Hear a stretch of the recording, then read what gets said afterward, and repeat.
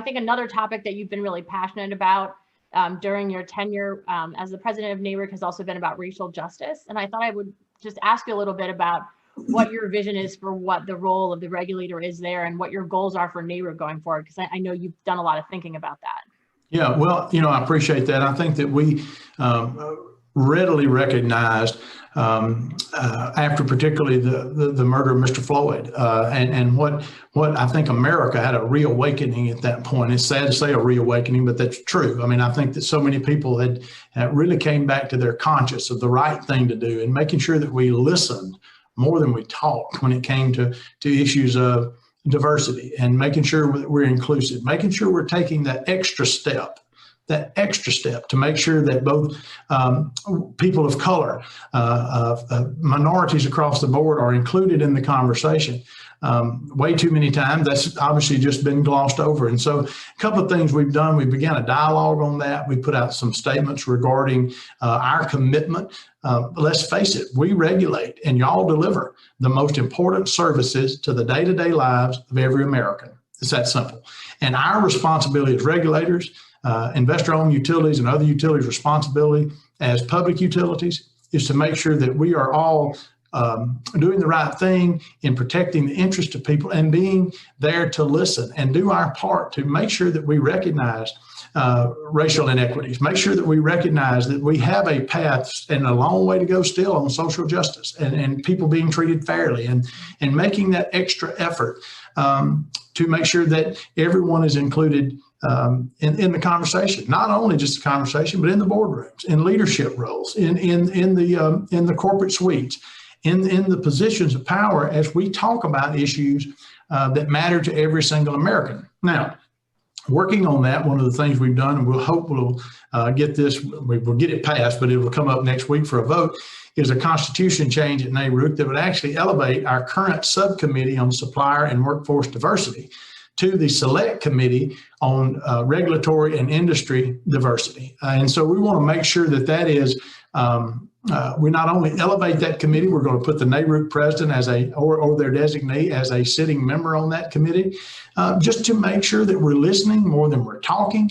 That's hard for particularly those of us in politics. But it's time for us to shut our mouths sometimes and listen to those who want to be heard. We're doing that. We're taking on the issue of prison phones, where you've got rates that are egregious in some areas of this country, and not all, not any really at the fault of regulators, because if you look at the states where we regulate those costs, those are within the FCC's guidelines. But there's work's got to be done there. There've got to be proactive measures that are taken, not just reactive measures. And I wouldn't sit here today and tell you what every single one of those solutions is, but it all involves listening more than we talk, making a concerted effort to bring everyone inside the table and make it inside the room and to the table, and that we work together and continue making those type of concerted efforts. One of the things I'm proudest of is my NARUC presidency, is I believe I've made more commitments for females, African Americans, minorities. I've appointed the first member of the Puerto Rican Commission ever to the board of directors of NARUC. And now I think we have a majority female board of directors. I think that those are the type of efforts we got to show everybody is at the table. And we're going to make that effort. We're going to do it proactively, not sitting around waiting on someone to embarrass us into it, but actually doing it from our heart. That's so inspiring, President Presley. That's really exciting. I know we all look forward to working with that elevated NARUC committee. I know it's been doing good work for a long time, but giving it that prominence really indicates how important it is to you and to the regulator community in general. I think that's just terrific. That's been a focus for us in the last couple of years, but similarly, after the murder of Mr. Floyd, we really thought, what can we do as electric companies? And utilities are not like other businesses. We don't move. We stay in our communities, and particularly us. We got poles and steel in the ground. We're not going anywhere. How can we make sure that our companies look like the communities we serve, and how do we listen to the communities we serve? And so we have a workforce development initiative. It's truly amazing what a job with an electric company can do for someone's family. We pay well. People tend to stay with us for a long time. And so really, how can we make those opportunities well known and available to as many people as possible? I have And to say that I'm the child of a utility person, so I'm a utility kid of a utility person. But and it catches fire in families, and people become really passionate about the work. So hopefully we can do that for others too. I think that'd be great. I'll throw one challenge out to you, and I think it's pretty simple. We just did it at our last couple of NARUCs, a poverty simulator, where we went in and brought folks and put them in real life situations where you only had $20 and you got to pay to get a bus ride, and at the same time send off enough lunch money for your kid, and then you got to call about your power bill.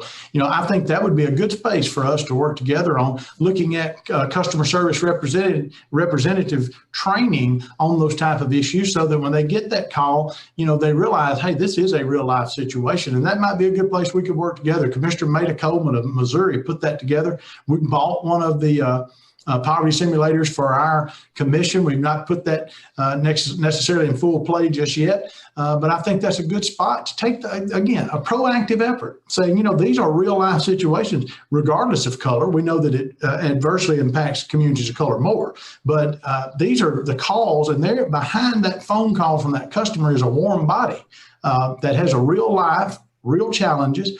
And I think that might be a good place that we could forge a partnership. I think that's a wonderful idea. I love it. You'll be hearing from me when this is over. Good. I'm going to sort of end where we started, which is thank you so much for your service, President Presley. Thank you. I'll say again, I think your passion for the consumer and for this job is inspirational. And I think you have a tremendous legacy for all of us to continue working on. And I hope you're not going anywhere, and you'll continue to work with all of us on all of these issues going forward.